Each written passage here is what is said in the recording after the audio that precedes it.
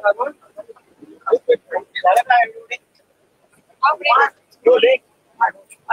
एक महत्वाचा रस्त्यांचा विषय प्रामुख्याने जे मोबिलायझेशन आहे त्याबद्दल काही मी आज सकाळी रस्त्याच्या प्रश्नावर जे प्रश्नोत्तराच्या तासामध्ये आपण पाहत होतात, सगळेच मुंबईचे सन्माननीय आमदार रस्त्याच्या प्रश्नावर अनेक प्रश्न उपस्थित करत होते. जे कॉन्क्रिटीकरण तत्कालीन घटनाबाह्य मुख्यमंत्र्यांनी आम्हाला सांगितलं होतं की 2 वर्षात मुंबईचे रस्ते खड्डेमुक्त करू, हे मी त्याच वेळी आपल्या समोर आणलं होतं 15 जानेवारी 2023च्या दिवशी की हा 6080 कोटीचा घोटाळा आहे. त्यावेळी घटनाबाह्य तत्कालीन मुख्यमंत्री आणि त्यांची सगळी ती टोळी अंगावर येण्याचा प्रयत्न करत होती, खोटं बोलण्याचा प्रयत्न करत होती. अधिवेशनात एक आम्हाला सांगितलं गेलं की 12 ते 36 महिन्यात हे काम पूर्ण होईल. बाहेर सांगितलं 2 वर्षात आता रस्ते खड्डेमुक्त होतील. 5 मोठ्या कॉन्ट्रॅक्टर्सना, लाडक्या कॉन्ट्रॅक्टर्सना हे काम दिलं होतं. आणि मी 2 वर्ष सातत्याने हा विषय आपल्या समोर आणि आपल्याच माध्यमातून लोकांसमोर मांडत आलेलो आहे की हा घोटाळा आहेच.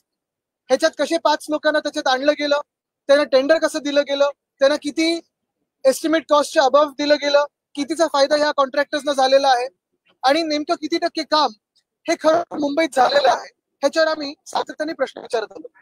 आज देखील आपण पाहिलं असेल, सत्ताधारी बाजूचे असतील किंवा आम्ही विरोधी पक्षातले आमदार असू, सर्वच आमदारांचं एकमत होतं की मुंबई नुसतं खोदून ठेवलेली आहे, कॉन्ट्रॅक्टर्सने ह्याच्यात मलाई काढलेली आहे. पण मुंबईकरांना दिवसेंदिवस त्रास हा वाढत चाललेला आहे, कारण मुंबईचे रस्ते हे खोदून ठेवलेले आहेत आणि मुंबईत रस्त्याची कामं झाली नाहीयेत. मध्यंतरीच्या काळात जेव्हा मी हा प्रश्न विचारला होता तेव्हा देखील मला उत्तर आलं होतं की 26% काम मुंबईत हे गेल्या 2 वर्षातल्या कामातलं झालेलं आहे. आणि माझा हा दावा आहे आज पण की 26 पण नाही, मला वाटतं 5 ते 6% काम झालंय. बाकी टक्केवारी ही कोणाच्या खिशात गेली आहे हे त्या घटनाबाह्य नगरविकास मंत्र्यांनी सांगावं. पण आज देखील आपण पाहतोय, आज मी जे मूलभूत प्रश्न विचारले होते, 2च स्पेसिफिक प्रश्न विचारले होते की ऍडव्हान्स मोबिलायझेशन 10%चा हा दिला होता की नाही. कारण मी जेव्हा ह्याच्यावर आवाज उठवला होता तेव्हा मुंबई महानगरपालिकेच्या तत्कालीन आयुक्तांनी सांगितलं होतं की ऍडव्हान्स मोबिलायझेशन हा दिला जाणार नाही. आणि आज मंत्री महोदयांनी सांगितलंय की अंशतः दिलं गेलेलं आहे. मग नक्की कोणाला दिलं गेलंय, कशासाठी दिलं गेलंय, कुठच्या कामासाठी दिलं गेलंय, हे जेव्हा प्रश्न विचारले तेव्हा पटलावर उत्तर ठेवू, अजून काही उत्तर आलेलं नाहीये, म्हणजे माहिती नव्हती. दुसरं मी विचारलं की एकंदर आपण पाहतोय ह्या सगळ्या कामांमध्ये जे काही पूर्तता आहे ती कितपत झाली, कुठपर्यंत झाली, त्याच्यावर पण उत्तर होतं आम्ही पटलावर उत्तर ठेवू. म्हणजे कुठेही काही माहिती नसताना सगळेच आमदार मुंबईचे कुठच्याही पक्षातले असो विचारतायत की नक्की मुंबईतल्या रस्त्याची परिस्थितीवर जे काही यांचं ड्रीम प्रोजेक्ट, आता स्वप्नात काय काय होतं, कुठचे खोके होते मला माहित नाही, पण ड्रीम प्रोजेक्ट जो होता घोटाळा करण्याचा, घोटाळा तर यशस्वी झालेला आहे, पण मुंबईचे रस्ते आज देखील खड्डेमुक्त झालेले नाहीये. बिल्कुल, हमने सबने मांग की है कि रास्तों में जो घोटाला हुआ है, घपला हुआ है, जो करप्शन है, उसकी जांच ईओडब्ल्यू से हो और विधायकों की भी कमेटी बनाई जाए. क्योंकि आज अगर आप देखें तो सारे मुंबई के सम्मानित सदस्य, सारे विधायक मुंबई के यही सवाल उठा रहे थे जो मैं पिछले 2 सालों से उठा रहा हूँ. मैंने तो 15 जनवरी 2023 को ये रोड स्कैम एक्सपोज भी किया था, आप ही के माध्यम से लोगों के सामने लाया था कि रोड्स का पूरा टेंडर ये पूरा एक स्कैम है, 6080 करोड़ का स्कैम है. कौन से कॉन्ट्रैक्टर्स को ये काम दिया गया है, कैसे दिया गया, कितने पे दिया गया, क्या एस्टिमेट था और क्या कितने % अबव में ये काम लिया गया है, ये सारी बातें पारदर्शिता से मैंने आपके सामने रखी. लेकिन सरकार तो यही बोलते आई थी कि 2 सालों में मुंबई के सारे रास्ते स्मूथ हो जाएंगे. पहली बात तो ये है कि प्रैक्टिकल बात होनी चाहिए, सच की बात होनी चाहिए. और अगर कोई भी आपको कहे कि 1 साल में 2 साल में मुंबई जैसे शहर हो, दिल्ली हो, पूना हो, किसी भी शहर के खड्डे ये गायब कर सकते हैं, तो वो आदमी, वो राजकीय नेता आपसे झूठ बोल रहा है. सही बात बोलो, लोग समझ जाते, लेकिन झूठ पे झूठ आते रहा है और इसमें स्कैम होता गया. ये आज सारी तरफ से, यानी सिर्फ विरोधी पक्ष से नहीं, लेकिन जो सत्ताधारी पक्ष है उनके भी विधायकों ने यही बात हमारे सामने रखी है. और यही बात मैं दोहराते आया हूँ, बार बार कहते आया हूँ. मेरी तो ये मांग है कि तब के मुख्यमंत्री जो घटनाबाह्य थे उनपे, तभी के यूडी मिनिस्टर जो स्वयं मुख्यमंत्री थे, एमसी हो, सारे लोगों पे ईओडब्ल्यू की जांच होनी चाहिए और उसी के साथ विधायकों की कमेटी से भी जांच होनी चाहिए.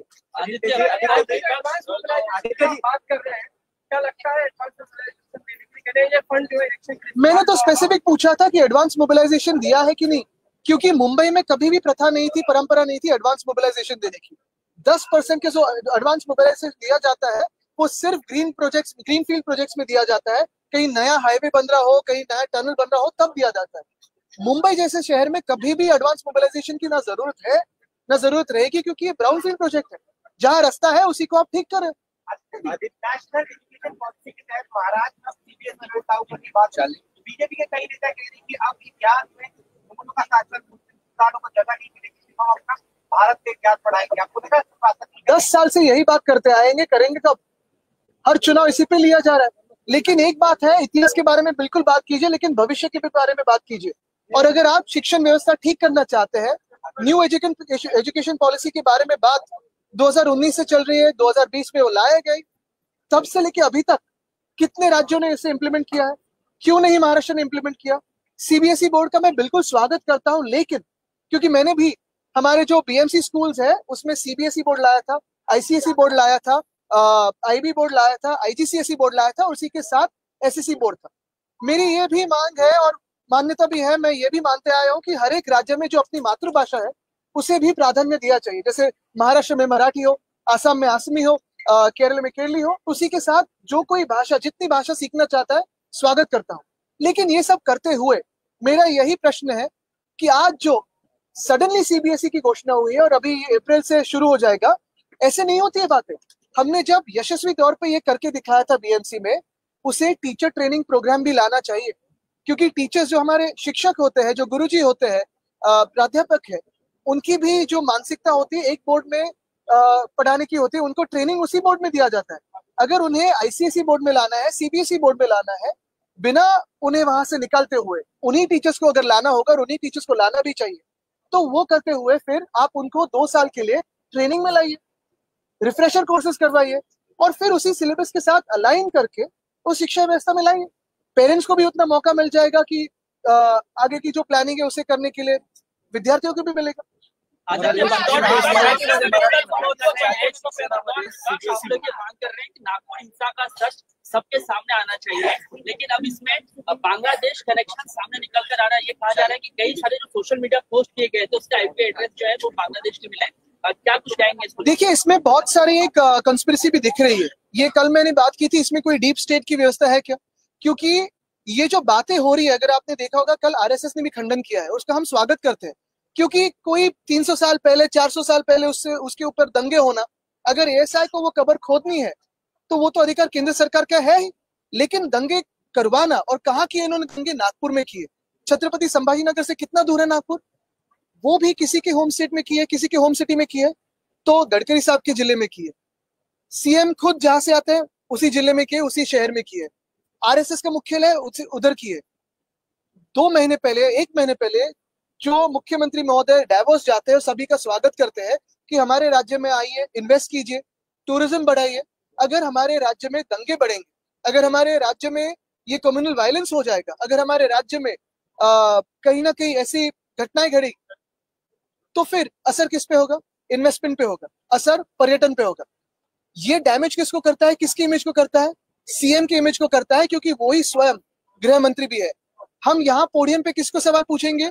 सीएम को पूछेंगे, क्योंकि होम डिपार्टमेंट भी उन्हीं के खाते में है। तो अगर ऐसी बात है तो कोई ना कोई सरकार में ऐसा है क्या कि जो मुख्यमंत्री को अंडरमाइन करना चाहता है? ये बात भी लोगों के सामने आनी चाहिए, क्योंकि सरकार में ऐसा नहीं कि सब ठीक चल रहा है, कहीं ना कहीं गड़बड़ है। अगर आप देखें तो एक दूसरे पे टीका टिप्पणी हो रही है। तो क्या ये मुख्यमंत्री महोदय को अंडरमाइन करने की कोशिश उन्हीं के एलाइज में से कोई कर रहा है कि इस पे आप विचार कीजिए।